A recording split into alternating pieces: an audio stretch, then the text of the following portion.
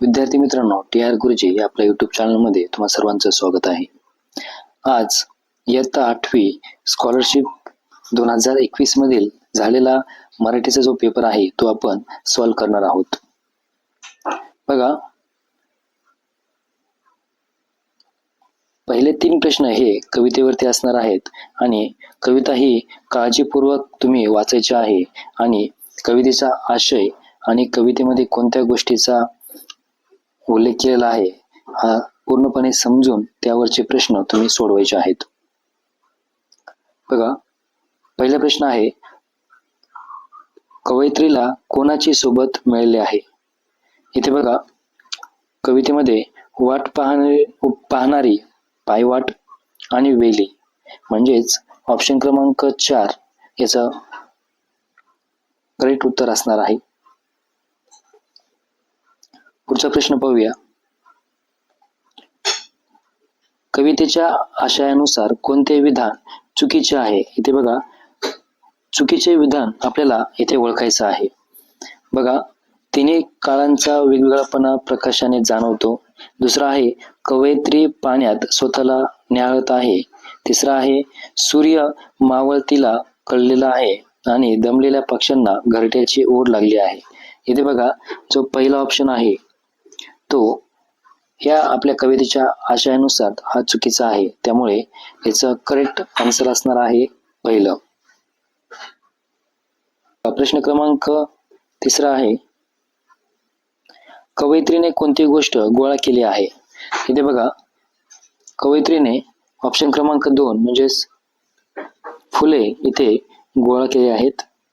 पुढचा प्रश्न पाहूया. इथे बघा, पुढील संवाद वाचून दिलेल्या प्रश्नांचा योग्य उत्तरांचे पर्याय क्रमांक निवडा. हा संवाद व्यवस्थितपणे तुम्ही वाचून काढायचा आहे. बघा, चौथा प्रश्न आहे, वरील संवाद कोणत्या ऋतूत झाला असावा? आता इथे बघा, तुम्हाला आषाढ हा ऋतू दिलेला आहे, त्यामुळे आषाढ हा जून जुलै मध्ये हा मराठी महिना येत असतो, त्यामुळे जून जुलै मध्ये पावसाळा असल्या कारणास्तव आपल्याला चौथ्या प्रश्नाचं उत्तर हे क्रमांक 3 ऑप्शन क्रमांक 3 म्हणजेच पावसाळा आपल्याला द्यावा लागेल.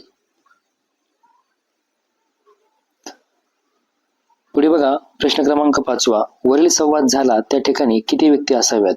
इथे बघा, अनिश्चित असं त्याचं उत्तर आहे, म्हणजेच ऑप्शन क्रमांक 4 हे त्याचं करेक्ट उत्तर आहे. पुढे बघा, पुढचा प्रश्न आहे, संवाद आलेल्या गुण येणे या वाक्प्रचाराचा योग्य अर्थ कोणता? गुण येणे म्हणजेच फायदा होणे किंवा उपाय होणे या अर्थाने ऑप्शन क्रमांक 2 याचं करेक्ट आन्सर आहे. पुढचा प्रश्न पाहूया. दोन सुंदर वस्तूंमधील साम्य ओळखणे कठीण काम होते या वाक्यात कोणत्या शब्दाचा विरुद्धार्थी शब्द आलेला नाहीये? इथे बघा, दोन सुंदर वस्तूंमधील साम्य ओळखणे कठीण काम होते या वाक्यात कोणत्या शब्दाचा विरुद्धार्थी शब्द आलेला नाहीये? इथे बघा, सुंदर जर घेतलं तर कुरूप हा शब्द आलेला आहे. साम्य जर घेतलं तर भेद असा आलेला आहे. कठीण जर घेतलं तर सोपे आलेला आहे. त्यामुळे जो चौथा ऑप्शन जो उरतोय तो पारक या शब्दाचा विरुद्धार्थी शब्द आलेला नाही, त्यामुळे योग्य उत्तर हे 4 असणार आहे. बघा, पुढीलपैकी अशुद्ध शब्द कोणते? 2 अचूक पर्याय निवडा. यातील स्मृतिदिन आणि दैन्य रहित असे 2 ऑप्शन हे त्याचे अशुद्ध शब्द आहेत.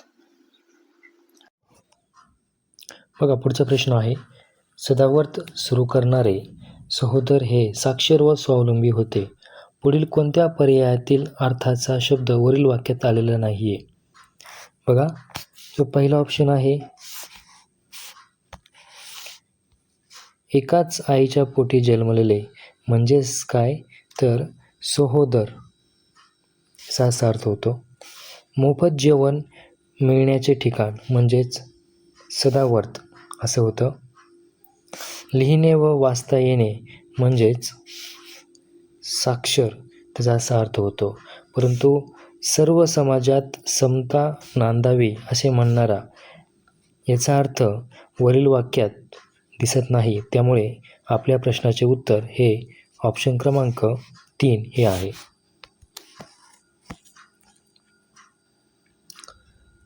पुढचा प्रश्न पाहूया.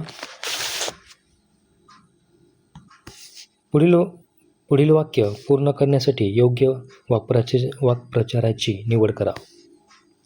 प्रत्येकाचे आईवडील आपल्या मुलांच्या भविष्याचे इथे बघा आपल्याला योग्य तो वाक्प्रचार निवडायचा आहे. इथे बघा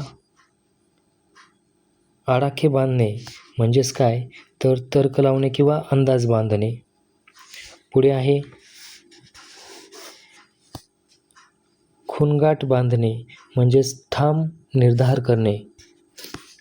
पुढे चंग बांधणे म्हणजेच एखाद्या गोष्टीचा पक्का निर्धार करणं. आणि विडा उचलणे म्हणजेच एखाद्या गोष्टीचं आव्हान स्वीकारणं किंवा जबाबदारी स्वीकारणं. इथे बघा प्रत्येकाचे आई वडील आपल्या मुलांच्या भविष्याचे आडाखे बांधणे म्हणजेच काय तर अंदाज लावतात. त्यामुळं याचं जे करेक्ट उत्तर आहे ते ऑप्शन क्रमांक 1 आहे. पुढचा प्रश्न घेऊ. पुढीलपैकी अर्थाच्या दृष्टीने विसंगत म्हण कोणते? इथे बघा विसंगत म्हण आपल्याला ओळखायची आहे.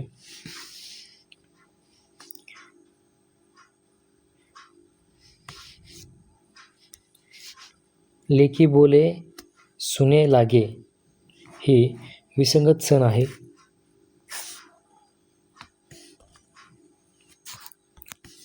पुढीलपैकी गुजराती भाषेतील शब्द कोणता? इथे बघा ऑप्शन क्रमांक 4 दलाल हा गुजराती भाषेतील शब्द आहे. पुढे ज्ञानामृत, अंतःकरण, उद्दिष्ट, हृदयगम, सहस्रम, श्रवणेंद्रिय, शृंगार, नेतृत्व, ह्रस्व या शब्दांमध्ये एकूण किती जोडाक्षरे आली आहेत? इथे बघा 11 आणि 12 याचं करेक्ट ऑप्शन आहे. पुढचा प्रश्न घेऊया. पुढीलपैकी पररूप संधी असलेल्या शब्दाचा पर्याय ओळखा. इथे बघा याचा ऑप्शन आहे 1 हे पररूप संधीचं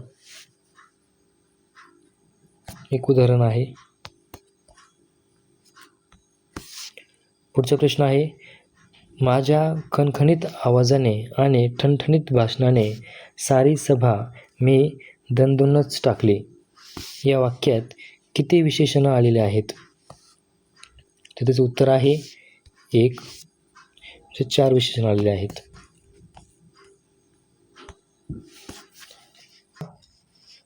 पुढीलपैकी लिंग प्रकारानुसार विसंगत असणारा शब्द पर्यायातून आपल्याला निवडायचा आहे. बघा इथे याचं योग्य ते उत्तर आहे स्थळे. ते मळे, ते कावळे, ते डोळे. पुढचा प्रश्न आहे पुढीलपैकी निश्चितपणे अनेक वचन शब्द असणारा पर्याय निवडा. इथे बघा ऑप्शन क्रमांक चादरी हा याचा योग्य पर्याय आहे. पुढे मावशीने 2 तोळे सोने खरेदी केले. या वाक्यातील अधोरेखित शब्दाची विभक्ती आपल्याला ओळखायची आहे. इथे बघा प्रथमा हे त्याची विभक्ती आहे ऑप्शन क्रमांक 2. पुढीलपैकी अकर्मक कर्तरी प्रयोग असणारी वाक्य ओळखा. इथे बघा ऑप्शन क्रमांक 1 आणि ऑप्शन क्रमांक 3 हे याचा अचूक पर्याय आहे. पुढीलपैकी उद्देशबोधक उभारणारी आलेले मिश्र वाक्य कोणते? त्याचं ऑप्शन क्रमांक 1 आहे. मी, भीमा, रमेश, बाळू, प्रकाश, तानाजी अशी 10-12 पोरे एकत्र यायचो. या वाक्यात एकूण किती प्रकारची विरामचिन्हे आलेली आहेत? इथे बघा स्वल्पविराम आहे, फुलस्टॉप आहे, असे एकूण सगळे 4 म्हणजेच ऑप्शन क्रमांक 3 ह्याचं योग्य उत्तर आहे. पुढीलपैकी बहुव्रीही समासाचे उदाहरण असलेले शब्द कोणते? बघा लंबोदर आणि गतवैभव असेचे उत्तर आहेत. वसंत तिलका या वृत्ताचे गण कोणते? याचं करेक्ट ऑप्शन आहे 1.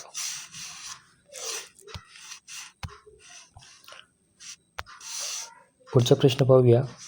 मुद्दे आणि गुद्दे हे पुस्तक कोणी लिहिले आहे? बघा प्र. के. अत्रे या पुस्तकाचे लेखक आहेत. पुढे शेवटचा प्रश्न. गोविंदग्रज या टोपण नावाने कोणास ओळखले जाते? इथे बघा रा. ग. गडकरी याचं योग्य उत्तर आहे. मित्रांनो, नवीन व्हिडिओसाठी या चॅनलला सबस्क्राईब करून ठेवा आणि शेअर करा. धन्यवाद.